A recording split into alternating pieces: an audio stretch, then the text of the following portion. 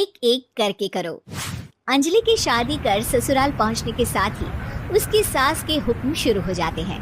हो गई शादी, बस मौज खत्म।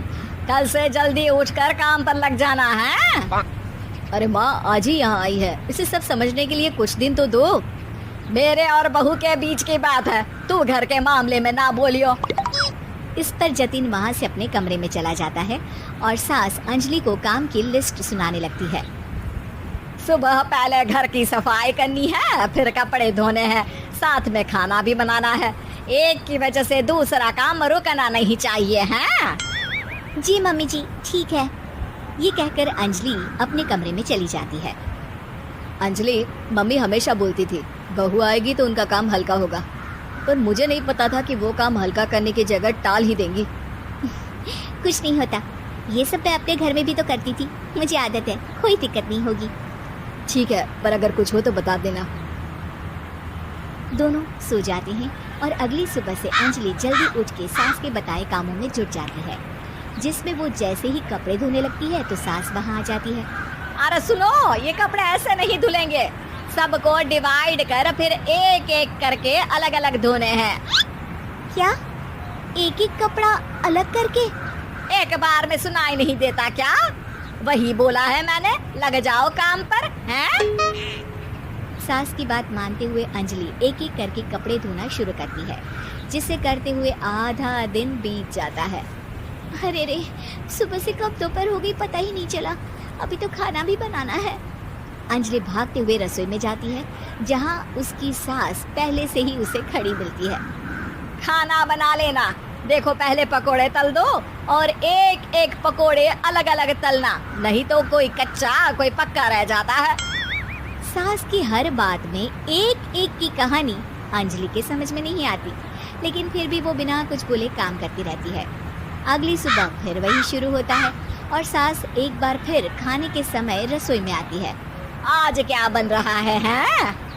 वो जतिन ने भिंडी की सब्जी, रोटी और धनिया की चटनी बोली है, इसलिए वही बना रही हूँ। अरे वाह जी वाह, बढ़िया है। पर भिंडी एक एक करके धोना, फिर टोवेल से पोंछकर एक एक करके ही काटना, साथ ही धनिया की पत्ती भी एक एक करके ही धोना। अरे पर मम्मी जी। अरे क्या पर? सफाई का ध्यान रखना आता भी है या नहीं है? मैं ये सब सबकी हेल्थ के लिए ही तो कर रही हूँ ना, और तुम अरा परा करती रहती हो हैं? सास की बातें सुन अंजलि हैरान रह जाती है।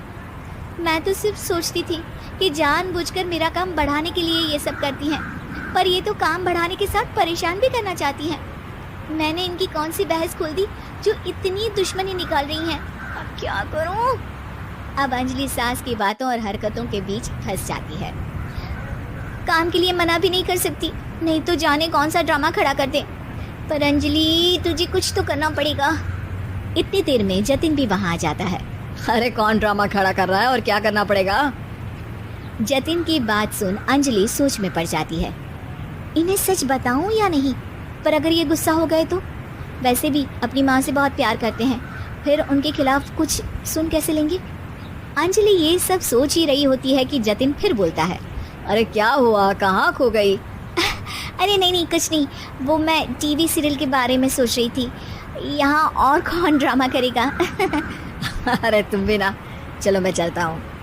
इसके बाद कुछ दिनों तक अंजलि सास को सबक सिखाने के लिए अलग अलग प्लान सोचती रहती है, पर उसे सास के एक एक करके काम करवाने की आदत बंद करने का कोई तोड़ नहीं मिलता। अगर ऐसे ही चलता रहा तो कहीं मैं एक दिन अपने सिर के बालों को भी एक एक करके सुलझना ना शुरू कर दूं। पगली हो गई है क्या?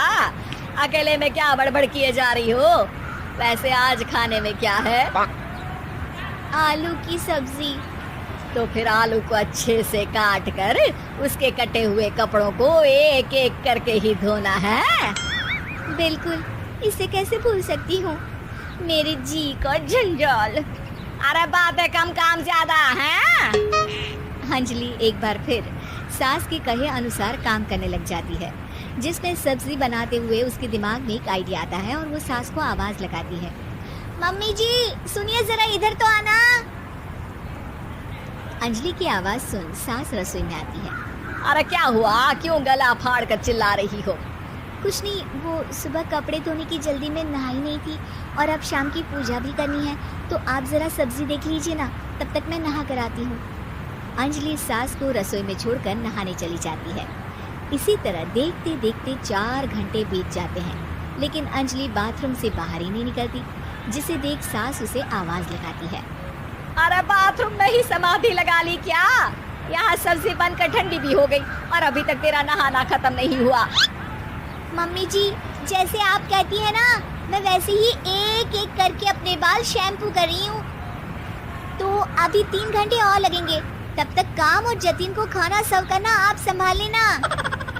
इस तरह अपने नहले पर बहू का दहला देख सास शॉक्ड रह जाती है, जिसके बाद से घर में एक एक करके करने का आलाप बंद हो जाता है।